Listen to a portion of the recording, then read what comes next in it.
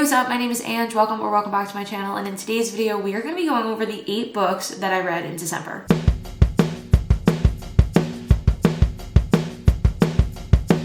"2025 is over. I can't believe that year went by so quickly, and especially December. December felt, for some reason for me, so long and so short at the exact same time, because I'm looking at the 8 books that I read.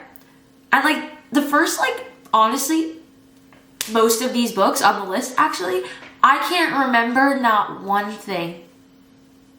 My brain completely checked out the entire month of December. And you're telling me I read 8 books and I could tell you things from 3 of them? Yeah, this is gonna be a rough video. Bear with me while we get through it, because I don't know what the heck I read this month. Starting off, I read Very Addicted Christmas by Krista and Becca Ritchie.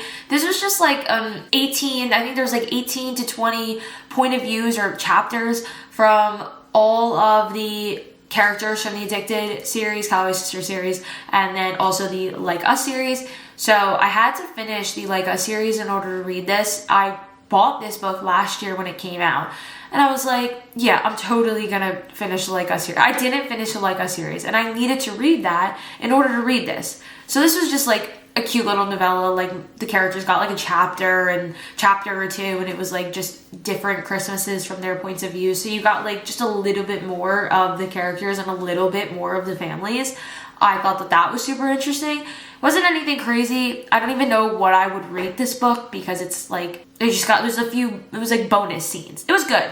It definitely was perfect to start off the month of December and be okay, it's Christmas time, let's get into the season. It was cute. It was nice to see them again. Now I'm excited to go start the Cobalt Empire series. So close. We're almost there. So the next book that I read was Window Shopping by Tessa Bailey.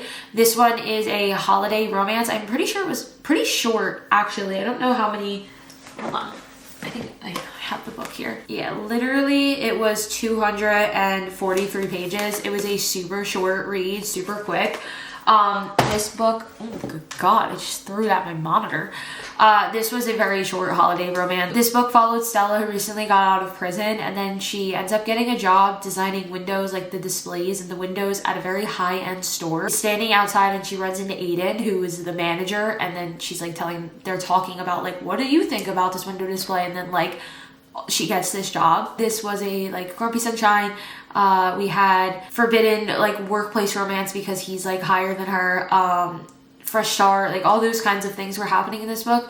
I really did enjoy it. It's perfect for a nice Christmassy winter romance, perfect for the holiday. So this one was another good one for the month. The next book that I read was Do Not Disturb by Freida McFadden, and this one followed Quinn, and her husband is abusive, so she kills him, and then she runs away, and she ends up at this creepy motel where she runs into all of these people, and really not all of these people, and you uncover a lot of dark secrets and the dangers and the owner's wife and the other guests that's there, and it was super eerie and creepy, and I absolutely loved it.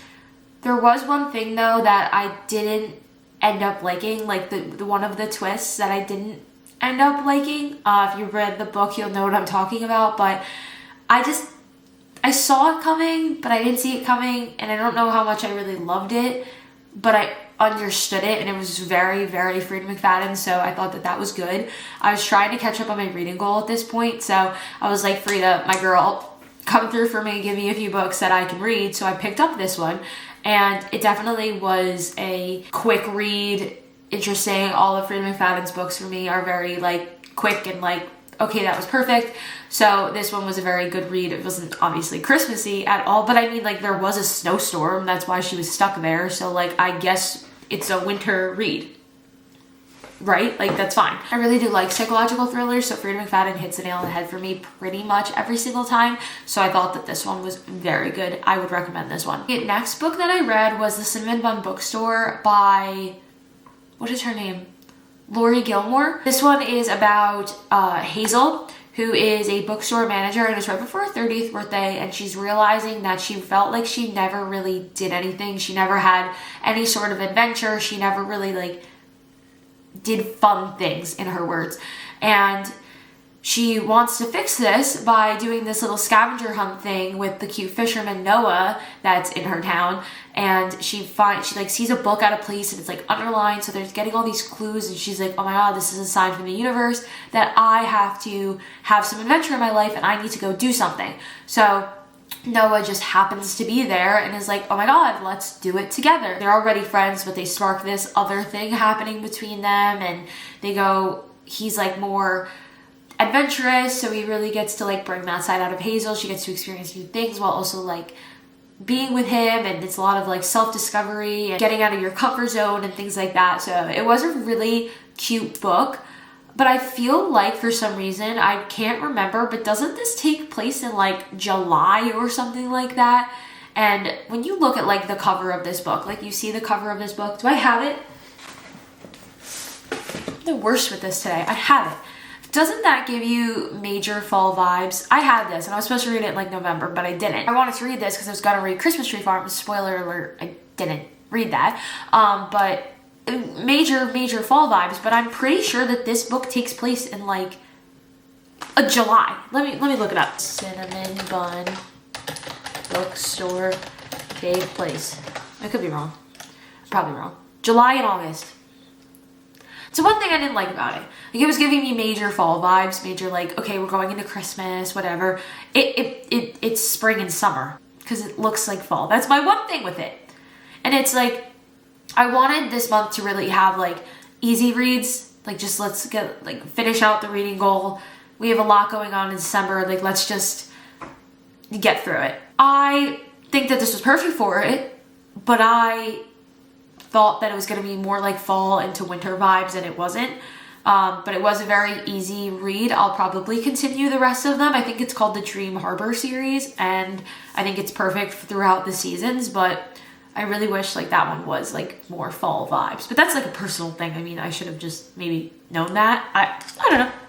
The next book that I read was another Freida McFadden book, and that one was Want to Know a Secret. This one is about a YouTube baking star named April who has this like perfect suburban life, everything that she could ever want, this beautiful neighborhood, this beautiful house, whatever, all of that. Everything starts to shatter when she gets this anonymous text threatening to expose all her deepest, darkest secrets. It leads to a twisty tale of obsession, revenge, and hidden personas. It had me creeped out. I loved it. I thought that this one was really, really good. I thought that it was so interesting to see like you go from April's point of view to like the stalker's point of view. Like the things that you saw from April's point of view, but then you see them from this other person's point of view and you're like, so I thought that that was super interesting, you know, why they did it, everything. Like it was such a good one. And I feel like I don't see this one talked about nearly enough, like literally at all. So when I was trying to figure out which Freida McFadden book do I want to read today, going on Kindle Unlimited, I saw this one and I was like, where have you been? So this one, if you don't know about it, you should definitely check it out. I don't know, is it an older one? It came out in January of 2021. It has 200,000 ratings and 10,000 reviews, so clearly people know about it, but I haven't seen it. I really liked it. I would highly, highly recommend it. The next book that I read was Beartown by Frederick Bachman. This was my last 5-star read of the year. I absolutely loved this book. Do I have it? I have it. Let me pick it up.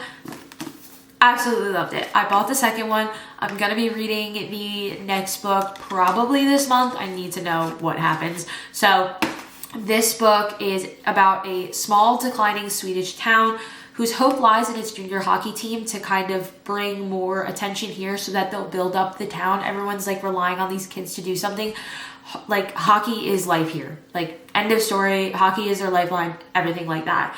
The community's obsession though does lead to really bad things happening because a tragedy strikes when something happens and it makes the town kind of be pit against each other. It forces everyone like out of their comfort zones and to really reevaluate what their values are and surrounding like hockey and family and loyalty and justice and like should someone be held accountable for this and but this person's this. It was like I'm really trying hard not to spoil it for you. I really, really loved it. I cried probably 2 or 3 times. Like I didn't like full on cry, but I definitely shed a tear and was like, I like read it and I like put the book down and I was like, oh, okay. So really did love it. This is not something that I would typically read, but the I'll Read What She's Reading podcast completely influenced me and I picked it up. I'm glad that I knew in the beginning, before reading this book, that the beginning is very slow. Like, if you don't know that going in, like, I think maybe I would have been like, okay, is the entire book like this? Maybe I shouldn't read it. But you have to get to know the characters before they get into the story, because knowing them changes everything. Like, you see, like, their day-to-day lives, you get their inner thoughts, things like that. So a good portion of this book, like, is world building and knowing everybody in the town and everything like that. So I think it was very necessary for the story. So good. Broke my heart.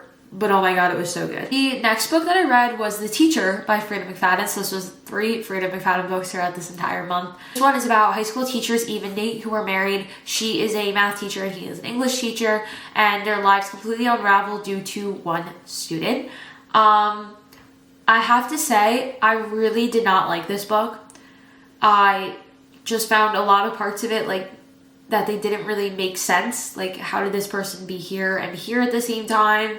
Like, things that you were doing were kind of contradictory of, like, the other person, and I didn't love it like I wanted to love it, because I really enjoy a lot of other Freida McFadden books, but there was just a lot of things in here that I just really didn't like, didn't agree with, didn't care for, all of those things. So I hate to say that I just wasn't a huge fan of this one, but this one just didn't do it for me. So the final book that I read during the month of December, like every other person on the planet, was Good Spirits by B.K. Borison. This is a magical holiday romance about Noah, who's a ghost of Christmas past, and then Harriet York, a woman who he is assigned to haunt and, like, bring through her memories so we can pass her off to, is it Christmas present next? Christmas future? I don't know which one comes next. The next guy. But they're going in her memories and she's like, I don't understand. Like, I'm not a bad person. So they're trying to figure out, like, why the heck am I here to haunt you when you're a good person? And it's not making sense what's happening in the spirit world. So this book went a completely different way than I thought it was going to go, but in a good way. I really did enjoy it. I really liked everything about it. I know that this is book number 1. I feel like I saw it on Goodreads, so I wonder if this is going to continue to be a series. I personally haven't seen anything about it continuing on, but maybe it is, so that would be super interesting.